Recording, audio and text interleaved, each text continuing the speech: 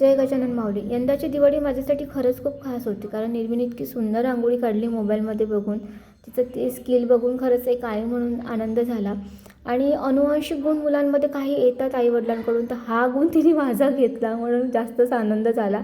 आणि मला मी लहानपणीची आठवली, की मला पहिल्यापासून असं रांगोळ्यांमध्ये इंटरेस्ट होता, डेकोरेशनमध्ये इंटरेस्ट होता. आणि यंदा तिने सगळ्या ह्याच्यात मला मदत केली. रांगोळ्या काढण्यापासून डेकोरेशन, हारं करू लागली. इव्हन ती बाकीच्या आज्यांच्या घरी पण तिने यावर्षी रांगोळ्या काढल्या. तर हे सगळ्या गोष्टी मला जाणीव करून देत होते, की मुलगी मोठी झाली आहे, समजदार झाली आहे आणि पुढे तिचा हातभार आपल्याला सगळ्याच गोष्टींमध्ये लागणार आहे. म्हणजे दिवाळीच्या दिवशी एक स्त्रीचा जो ताण असतो सगळ्या कामांमध्ये, तर आता एक मुलगी आता थोडी मला हातभार लावेल पुढच्या दिवाळीला, पण तिची मदत होईल. एक आनंद झाला. आणि ह्यावर्षी नाही का आम्हाला सोनपापडी नाही मिळाली बरं का, आम्हाला यावेळेस काजू कतली मिळाली, तर तोही एक आनंद बाईला होता. आणि सुंदर अशी रांगोळी, सगळं डेकोरेशन दोघी मालकींनी आम्ही केली आणि पूजा केली सुंदर.